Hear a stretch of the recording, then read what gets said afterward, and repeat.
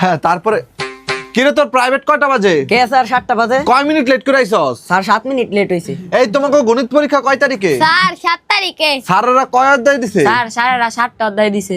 আমি কয় অধ্যায় করাইছি? স্যার আপনি 7টা অধ্যায় করাইছেন। भाई यहाँ पे क्या हो रहा भाई? স্যার এই অঙ্কটা বুঝতাছি না, একটু বুঝায় দেন তো। দেখি কোন অধ্যায়ের কোন অঙ্ক?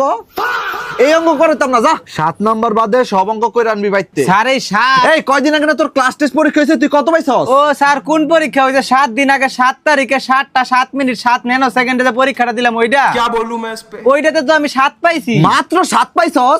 আরে স্যার 7 এ 7 পাইছি। 7 তে 7 পাও দিত না, হয় 6 পাবি না 8 পাবি। আক করে দে চাইছস লেহস না কে? স্যার নামটা ডাবারি না। কত নাম তা দেখি তো।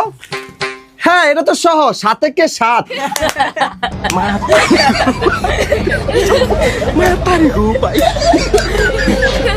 তাড়াতাড়ি লেখ, টাইম নাই। স্যার 7 মিনিট বেশি হয়ে গেছে, ছুটি দিয়ে দেন। তাহলে তুই স্যার 7 তারিখে তো পরীক্ষা শেষ, পার্টি করবেন না? হ্যাঁ পার্টি করমু, কিন্তু 7 তারিখে না 8 তারিখে।